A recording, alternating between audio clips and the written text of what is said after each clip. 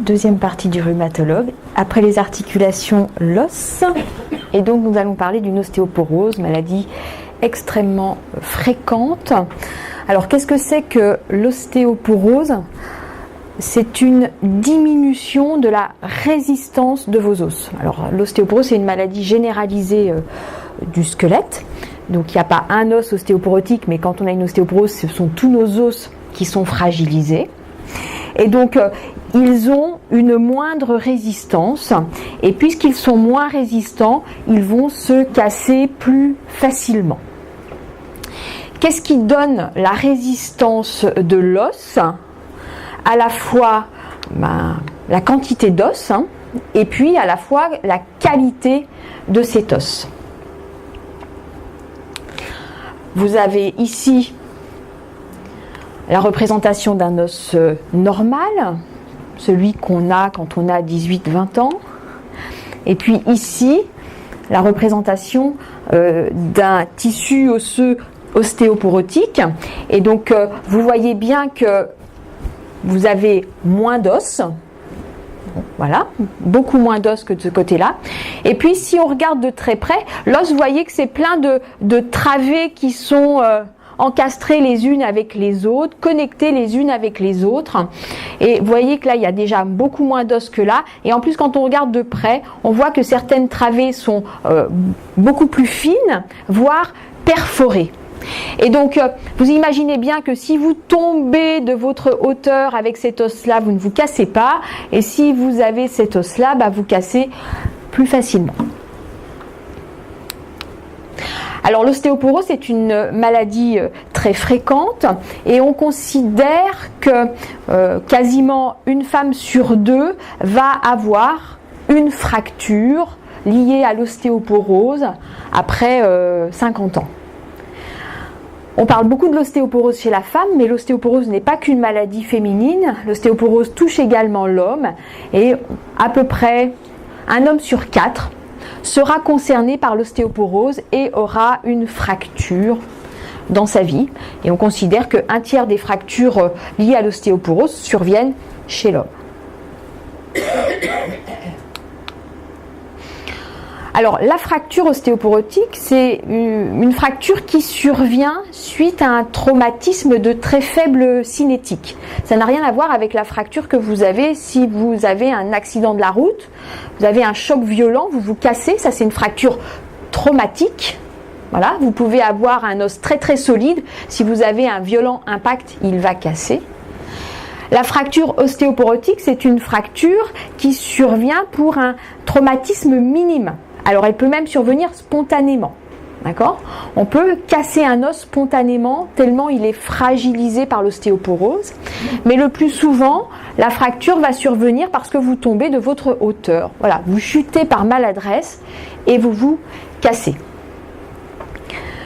C'est une maladie osseuse qui est généralisée, donc tous les os sont fragilisés par le processus de l'ostéoporose. Mais c'est vrai que certains os sont plus souvent fracturés. C'est le cas des vertèbres. Alors nous, on appelle communément cela une fracture vertébrale. Assez souvent, on utilise le terme de tassement de vertèbres. Peut-être que certains d'entre vous ont des tassements de vertèbres. Vous connaissez quelqu'un qui a des tassements de vertèbres. Le tassement de vertèbres, c'est ni plus ni moins qu'une fracture de vertèbres. Autre os qui est fréquemment cassé au cours de l'ostéoporose, c'est le col du fémur. Et là, c'est une fracture qui est grave parce qu'une fracture du col du fémur, ça nécessite une hospitalisation, très souvent par la suite une convalescence et puis après des difficultés pour récupérer. Et cette fracture de hanche, elle survient chez les personnes qui sont plutôt âgées, 85 ans, voilà. Et une grande partie des personnes qui ont une fracture de hanche liée à l'ostéoporose vont décéder au cours de l'année qui suit la fracture. Donc c'est pas sans conséquence. Et puis la fracture du poignet, c'est une fracture également très fréquente liée à l'ostéoporose. Alors, quelles sont les conséquences de ces fractures? Déjà la douleur, puisque quand on se casse un os, on a des douleurs, et ces douleurs entraînent une impotence fonctionnelle qui est importante. Toutes les fractures vertébrales ne sont pas douloureuses, et c'est le cas notamment des fractures de vertèbres. D'accord ? On peut très bien avoir une fracture de vertèbre sans s'en rendre compte, puisque chez certaines personnes, la fracture se fait progressivement sans donner de douleur. Et puis parfois, on prend des médicaments qui calment la douleur, notamment la cortisone, et ça va avoir pour effet de diminuer un petit peu la douleur. Donc on peut découvrir comme ça fortuitement des fractures de vertèbres sans forcément que vous ayez eu mal avant. Mais le plus souvent quand même, ça fait mal. Quand vous avez des fractures de vertèbres, vous vous tassez et vous perdez des centimètres. D'accord ? Donc en général, on vous mesure et vous êtes tout triste parce que vous avez perdu 5, 6, 7, 10 cm par rapport à ce que vous mesuriez quand vous aviez 20 ans. Voilà, c'est lié au vieillissement du squelette et aussi en partie aux fractures de vertèbres. Et puis vous vous déformez, si vous avez des fractures vertébrales, vous vous déformez, d'accord ? Vous aviez cette allure-là quand vous aviez 20 ans, 30 ans, et puis si vous avez des fractures, à 70, 80 ans, vous avez cette allure-là, courbée, ce qu'on appelle nous une kyphose. Voilà, c'est lié aux fractures vertébrales qui déforment la colonne et qui entraînent cette déformation-là. Et puis, ça s'accompagne d'une perte d'autonomie. On peut garder des douleurs longtemps après une fracture, ça entraîne une impotence. Si on se fracture la hanche, ça entraîne une perte d'autonomie. Voilà, c'est pas sans conséquence. Et puis, un point qui est très très important, c'est que quand on fait une fracture ostéoporotique, on a plus de risques d'en refaire une autre. D'accord ? Et c'est ce pourquoi on se bat pour le traitement, c'est qu'on veut absolument, bien sûr, vous éviter d'avoir une fracture liée à l'ostéoporose, mais surtout d'avoir une nouvelle fracture liée à l'ostéoporose si vous en avez déjà eu une. Et par exemple, parmi les femmes qui ont des fractures vertébrales liées à l'ostéoporose, on sait qu'une femme sur 5 va à nouveau avoir une fracture vertébrale dans l'année qui suit la première fracture. Donc c'est vraiment important pour nous de dépister les ostéoporoses et les premières fractures pour éviter les suivantes. Alors, pourquoi est-ce qu'on a cette ostéoporose ? Pourquoi une femme sur 2 va se casser au cours de sa vie, un homme sur 5 ? Tout simplement parce que notre masse osseuse, notre quantité d'os, notre qualité osseuse, elle s'altère au fil de notre vie. Il faut savoir que votre os se renouvelle en permanence, d'accord ? Votre squelette, il n'est pas inerte. Vous fabriquez de l'os et vous en détruisez en permanence. Voilà, et vous le renouvelez. Il y a des périodes au cours de la vie où on en fabrique beaucoup plus qu'on en résorbe, et c'est ce qui se passe au cours de l'enfance et de l'adolescence. On construit beaucoup d'os, nos pièces squelettiques s'allongent, grandissent, voilà. Donc, au cours de l'enfance, de l'adolescence, on fait beaucoup d'os, jusqu'à l'âge de 18-20 ans, et c'est à 18-20 ans qu'on a notre masse osseuse maximale. C'est ce qu'on appelle, nous, le pic de masse osseuse. Alors les hommes, on en a un petit peu plus parce qu'ils ont des pièces osseuses un petit peu plus grandes. Tout le monde, à 20 ans, n'a pas la même masse osseuse. Donc on ne part pas tous du même niveau. En fait, c'est très génétiquement déterminé, c'est-à-dire que ce sont vos parents, finalement, qui vous transmettent des bons gènes ou des mauvais gènes. Voilà, donc si vous avez des parents avec une ostéoporose, vous avez de fortes chances d'être ostéoporotique. Et si vos parents ont un bon capital osseux, il y a de fortes chances qu'ils vous aient transmis un bon capital osseux. Donc on n'atteint pas le même pic de masse osseuse à 20 ans. Cette masse osseuse maximale, on va la garder en dehors de toute maladie, on va la garder stable pendant une quinzaine, vingtaine d'années. Et puis à partir de 40 ans, on commence un petit peu à perdre de l'os, un tout petit peu. Et puis, chez la femme, c'est la courbe en mauve, se passe un événement traumatisant à tout point de vue, c'est la ménopause, à la cinquantaine. Et cette ménopause s'accompagne d'une carence hormonale, d'une diminution des hormones qui sont les œstrogènes. Et quand on a une diminution des œstrogènes, on a une augmentation de la résorption de notre os. D'accord ? Donc, on va, vers 50 ans, nous les femmes, perdre énormément d'os. Ce que ne font pas les hommes. Donc, c'est pour ça que l'ostéoporose est avant tout féminine, c'est que les femmes vont perdre beaucoup plus d'os que les hommes du fait de ce manque en œstrogène. D'accord ? Donc voilà, donc on fait beaucoup d'os jusqu'à 20 ans, après on le garde stable pendant une vingtaine d'années, puis après on commence à en perdre, et puis chez la femme à 50 ans, c'est la perte importante d'os. Donc vous imaginez bien que tout dépend aussi d'où vous partez à l'âge de 20 ans. Parce que si vous partez de haut et que vous en perdez un peu, c'est pas très grave, mais si vous partez de bas et que vous en perdez, vous allez vous retrouver avec un capital osseux qui est très faible quand vous aurez 70-80 ans. Donc ça, c'est la courbe normale de l'évolution de votre capital osseux. D'accord ? Sur cette courbe normale, sur laquelle on ne peut pas faire grand-chose, viennent se greffer des causes qui vont accélérer la perte osseuse. C'est le cas notamment des maladies inflammatoires. Quand on a une maladie inflammatoire, l'inflammation aggrave la perte osseuse.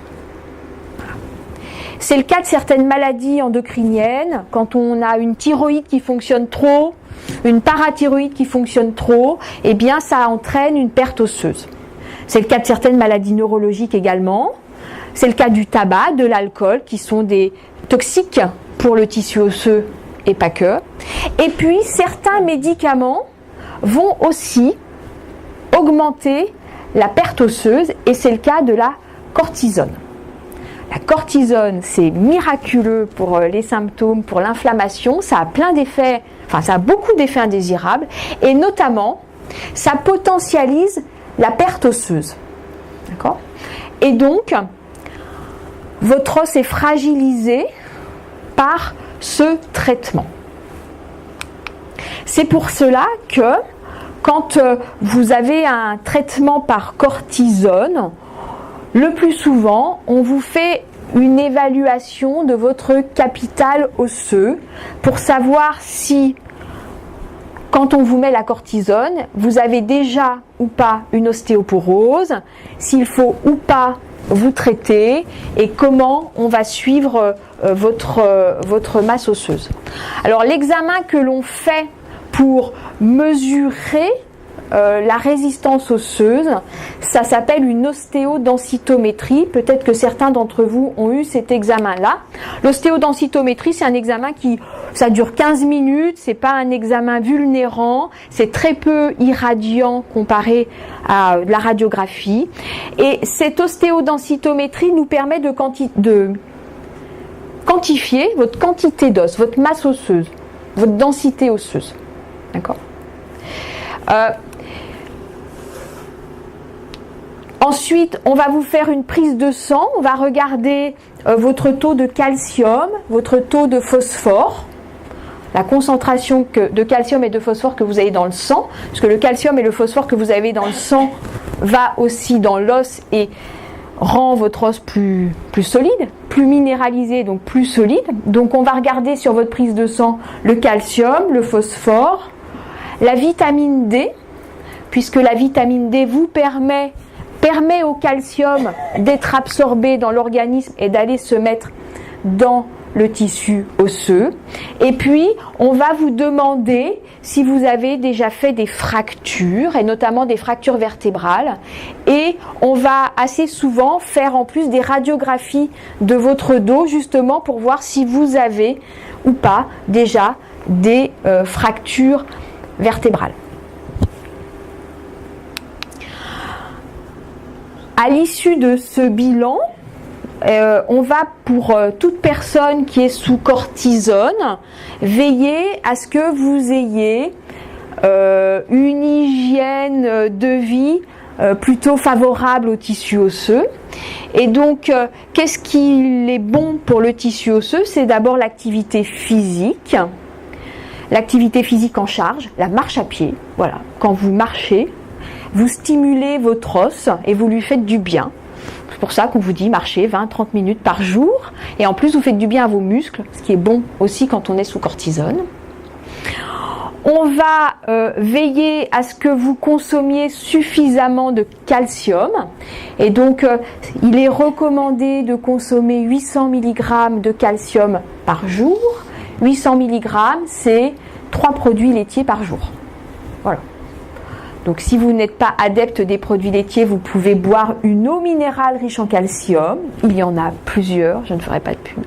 Voilà. Mais le calcium est important pour la résistance de l'os. Donc c'est quand même important de ne pas être carencé en calcium et d'en consommer suffisamment, soit par l'alimentation, soit par l'eau minérale. Et si vraiment vous ne voulez ni l'un ni l'autre, on vous apporte des comprimés ou des sachets de calcium. Mais c'est beaucoup plus simple quand même de le consommer via l'alimentation. Troisième point important, la vitamine D. Le calcium que vous apportent les aliments passe dans votre organisme, il est absorbé par le tube digestif et il est absorbé grâce à la vitamine D. Donc il faut que vous ayez une concentration suffisante dans le sang de vitamine D pour que le calcium soit bien absorbé et aille se mettre dans votre tissu osseux. Donc on vous amène très souvent un apport en vitamine D. La vitamine D, pour la fabriquer, il faut s'exposer au soleil. 20 à 30 minutes par jour, les bras nus, les jambes nues. C'est facile l'été, c'est un peu plus difficile l'hiver. Donc on est souvent en manque de vitamine D, parce qu'en plus, vous voyez, on est enfermé dans des amphithéâtres au sous-sol. Donc voilà. Donc on vous donne de la vitamine D, souvent sous forme d'ampoule. D'accord, on vous dit buvez une ampoule tous les mois, 2 mois, 3 mois. Bon voilà, ça dépend finalement de la concentration de vitamine D que vous avez dans le sang. Et puis, d'autres mesures très simples. Voilà, si vous fumez, on va vous dire d'arrêter de fumer. Si vous buvez de l'alcool, de diminuer un petit peu vos consommations d'alcool. Et ça, on va demander à toutes les personnes qui sont sous cortisone au long cours, mais qui sont aussi ostéoporotiques sans cortisone, d'adopter ces mesures hygiéno-diététiques. Et puis, si vous avez déjà une ostéoporose, ou si vous êtes à fort risque d'avoir une ostéoporose et de vous casser sous cortisone parce que votre masse osseuse est déjà un peu basse, parce que vous avez des facteurs de risque autres d'avoir des fractures liées à votre ostéoporose, eh bien on va vous proposer un traitement spécifique de votre ostéoporose, le but étant de diminuer le risque de faire une fracture liée à votre ostéoporose. D'accord ? C'est vraiment l'objectif des traitements de l'ostéoporose, c'est vraiment de faire en sorte que vous n'ayez pas de fracture. Alors, on a différents traitements de l'ostéoporose et le traitement que l'on propose le plus souvent est un médicament qui s'appelle un bisphosphonate. Là encore, c'est un très vieux médicament, le bisphosphonate, et ça demeure encore le meilleur traitement de l'ostéoporose, celui qu'on utilise le plus souvent. Et ce médicament bisphosphonate, il peut être soit pris en comprimé, en général, on vous demande de le prendre une fois par semaine, soit alors en perfusion, ça s'appelle acide zolédronique ou Aclasta, et c'est une perfusion par an. Ce sont des traitements que l'on connaît bien, qui sont anciens, qui marchent bien, qui diminuent réellement le risque de fracture lié à l'ostéoporose et le risque de fracture lié à l'ostéoporose associée à la cortisone. Et puis, parfois, on utilise un autre traitement, le tériparatide. Ce traitement est réservé aux personnes qui ont déjà une ostéoporose sévère avec déjà 2 fractures vertébrales. Voilà, c'est un excellent traitement, mais qu'on utilise moins parce que réservé aux formes sévères de l'ostéoporose.